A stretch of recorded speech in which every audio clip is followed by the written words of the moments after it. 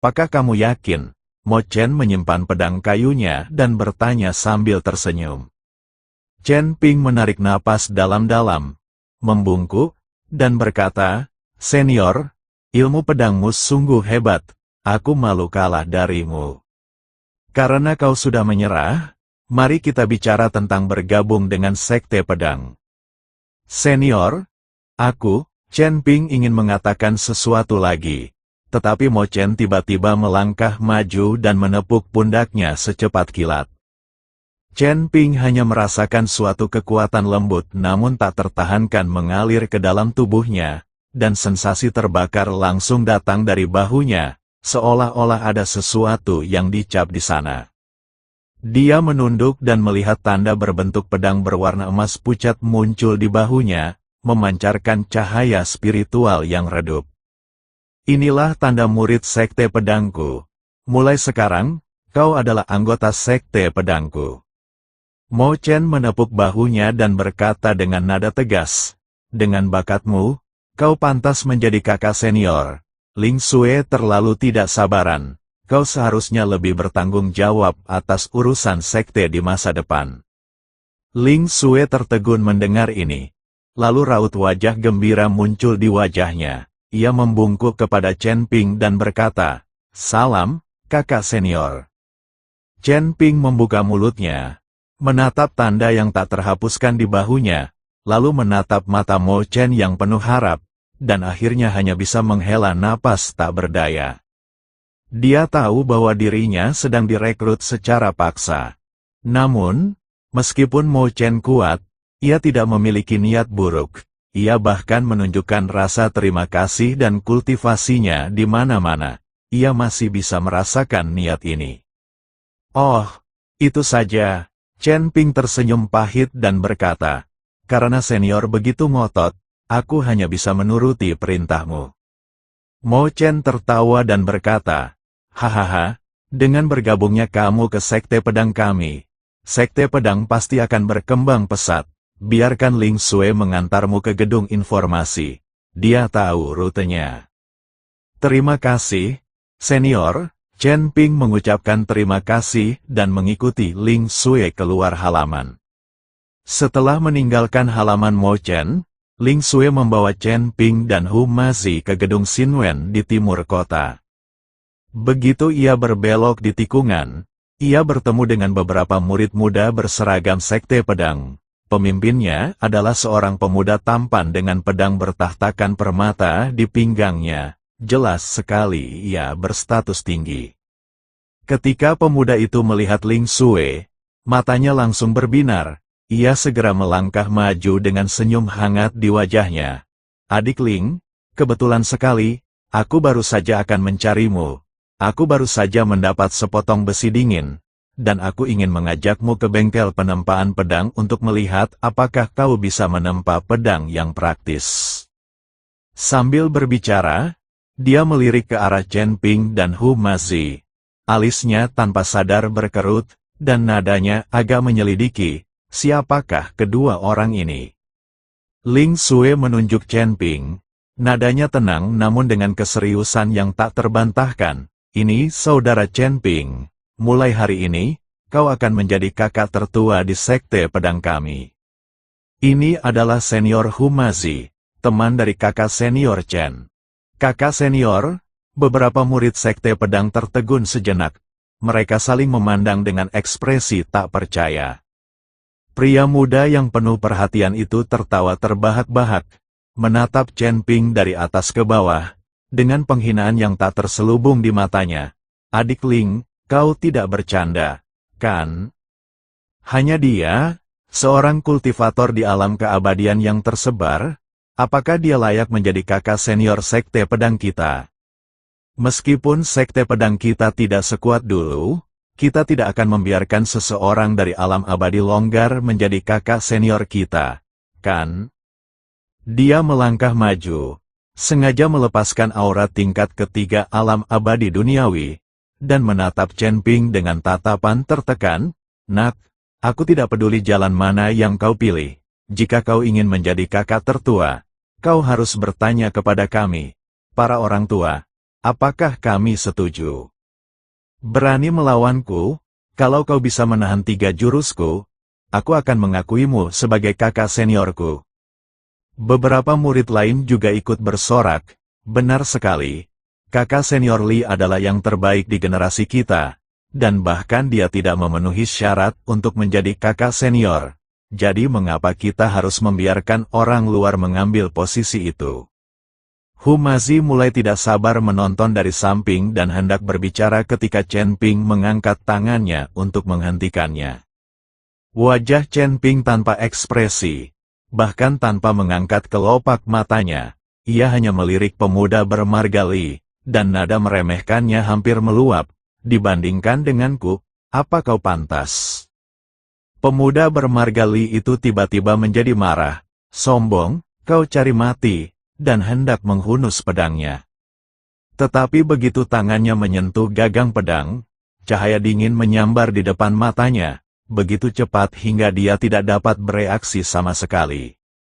Disertai bunyi pelan, sehelai rambut hitam perlahan terjatuh dan mendarat tepat di telapak tangan terbuka pemuda itu. Semua orang tercengang, pemuda itu membeku di tempat, masih memegang pedang. Kemarahan di wajahnya belum pudar, tetapi matanya terbelalak ngeri.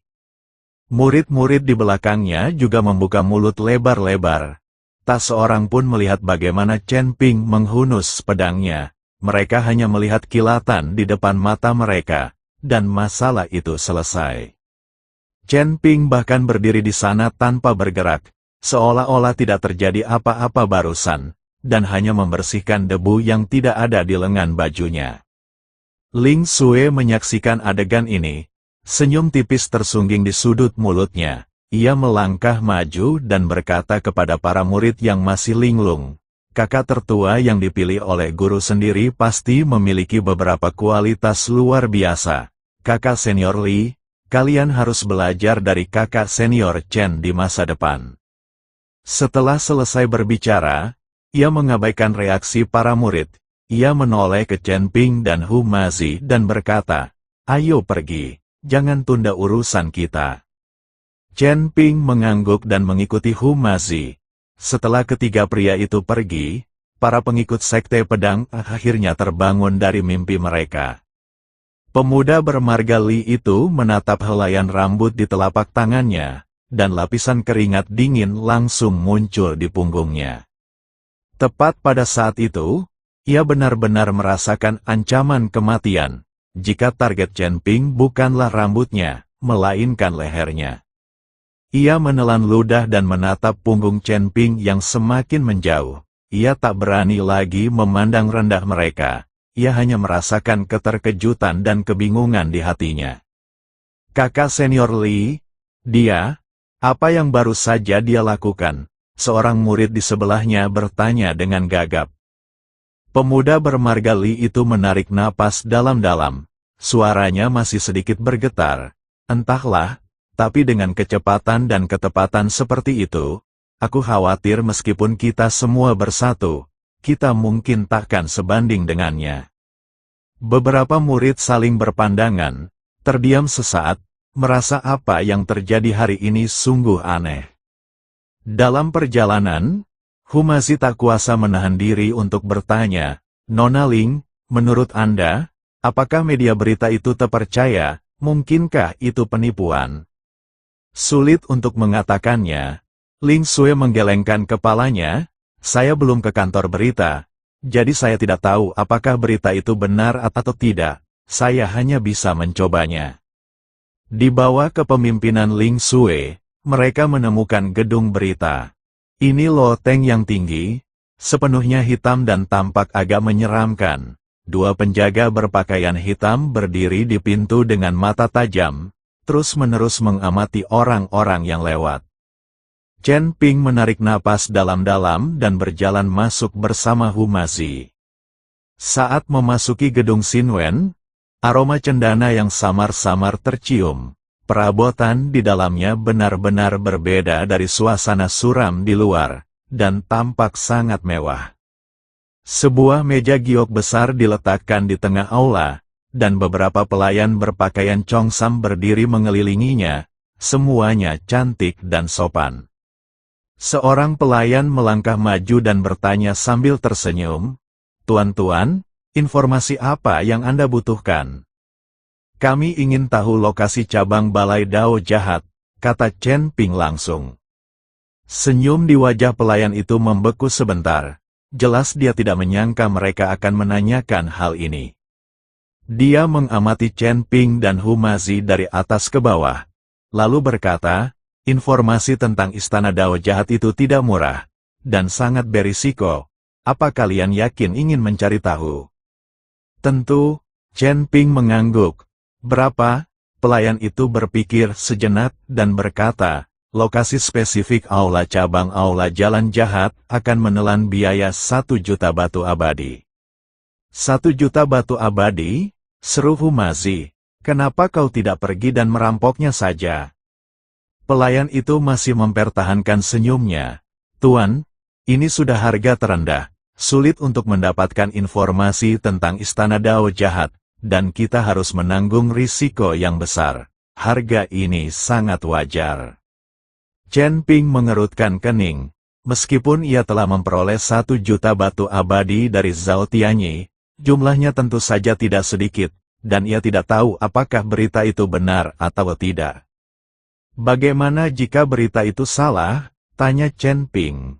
"Kami di News House menghargai kredibilitas dan tidak akan pernah menjual berita palsu," tegas pembantu itu. "Jika beritanya tidak akurat, kami akan mengembalikan uang Anda sepenuhnya." Chen Ping memikirkannya dan berkata, "Baiklah, saya akan membelinya." Dia mengeluarkan 1 juta batu abadi dari tas penyimpanannya dan menyerahkannya kepada pelayan itu. "Tunggu sebentar," Ling Xue menghentikan Chen Ping, lalu menatap pelayan itu dan berkata, "Kami dari Sekte Pedang, bisakah Anda memberi kami diskon?" Menurut Ling Xue, 1 juta batu abadi hanyalah sebuah angka astronomi. Perlu diketahui bahwa para kultivator biasa mengandalkan batu abadi untuk latihan mereka. Lagi pula, mereka tidak punya cara lain untuk mendapatkan sumber daya lain. Jika 1 juta ini diperlihatkan kepada Sekte Pedang, kekuatan pengikut Sekte Pedang secara umum akan meningkat pesat. Jadi Ling Xue ingin pihak lain memberinya diskon dan membuatnya lebih murah. "Maaf, Tuan Kota ada di sini. Kami tidak akan memberimu diskon," kata pembantu itu dengan sikap bangga. "Kamu," Ling Xue langsung geram saat melihat sikap pelayan itu. "Baiklah, mari kita inventarisasi." Chen Ping menghentikan Ling Xue. Pelayan itu mengambil batu abadi itu, menghitungnya, lalu menyerahkan sebuah catatan kepada Chen Ping. "Cabang aula Jalan Jahat ada di Lembah Angin Hitam di sebelah barat kota. Di sana dijaga ketat, jadi Anda harus berhati-hati." Humazi tercengang. "Saya membeli informasi ini seharga 1 juta, dan hanya itu." Menurut Humazi, informasi yang dibeli seharga 1 juta yuan ini pasti diperoleh dengan susah payah setelah dipanggil ke ruang rahasia oleh manajemen senior gedung informasi dan diperiksa. Hanya selembar kertas kecil dan 1 juta batu abadi. "Mau apa lagi? Apa aku harus tidur denganmu? Kalau mau informasi, aku kasih saja." Pembantu itu memutar matanya dan berkata, "Bo." Humazi sedikit marah. Kalau saja dia tidak bertemu dengan wanita seperti itu di kota suci pedang ini, melainkan di hutan belantara, Humazi pasti sudah membiarkan dia merasakan sendiri senjata baja miliknya. Chen Ping mengambil catatan itu, membukanya dan melihat bahwa catatan itu memang berisi lokasi Lembah Angin Hitam. Dia menyimpan catatan itu dan berkata kepada pembantu itu, "Terima kasih." Setelah mengatakan itu, dia meninggalkan gedung berita bersama Humazi dan Ling Xue. "Chen Ping, apakah kita akan pergi ke Lembah Angin Hitam sekarang?" tanya Humazi. "Jangan terburu-buru." Chen Ping menggelengkan kepalanya. "Lembah Angin Hitam dijaga ketat. Kita bisa mati kalau ke sana sekarang. Ayo kita kembali dan bersiap dulu. baru kita selidiki situasinya besok. Rasanya sungguh tidak ada gunanya menghabiskan 1 juta batu abadi. Ling Xue masih merasa kasihan pada 1 juta batu abadi itu. Tidak ada istilah layak atau tidak. Pihak lain sudah jelas menyatakan harganya, dan kami bersedia membeli. Ini bukan jual beli paksa. Chen Ping tersenyum tipis, tampak berpikiran terbuka. Kalian akan pergi ke lembah angin hitam. Maukah aku membawa beberapa murid sekte pedang untuk menemani kalian? Ling Xue bertanya, tidak perlu. Kami hanya ingin tahu. Akan merepotkan jika terlalu banyak orang. Chen Ping menggelengkan kepalanya. Baiklah kalau begitu, hubungi aku jika ada sesuatu, kata Ling Xue, lalu pergi. Chen Ping dan Hu Mazi kembali ke penginapan. Chen Ping mengeluarkan catatan itu dan dengan saksama mempelajari lokasi lembah angin hitam. Hu Mazi terus menggambar jimat di sampingnya, bersiap untuk pertempuran. Keesokan paginya, Chen Ping dan Hu Mazi berganti pakaian yang tidak mencolok, diam-diam meninggalkan penginapan, dan menuju ke lembah angin hitam di sebelah barat kota. Lembah angin hitam terletak 500 mil di sebelah barat kota Pedang Suci. Angin hitam bertiup di sana sepanjang tahun. Lembah itu menyeramkan dan menakutkan, dan hanya sedikit orang yang berani mendekatinya. Setelah keduanya meninggalkan kota, mereka berencana mencari Nan Batian.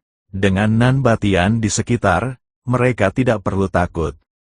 Namun setelah mencari-cari, mereka berdua tidak menemukan tanda-tanda Nan Batian. Apakah orang ini akan pergi? Kata Hu Mazi, tidak, dia pasti mengalami sesuatu.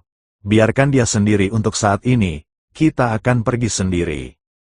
Chen Ping tahu bahwa Nan Batian tidak akan pernah pergi sendirian, dan dia masih mempercayai kesetiaan Nan Batian. Chen Ping dan Hu Mazi menuju ke Black Wind Mouth. Lembah angin hitam tampak seperti sudut yang ditinggalkan oleh langit dan bumi, disapu oleh angin gelap sepanjang tahun.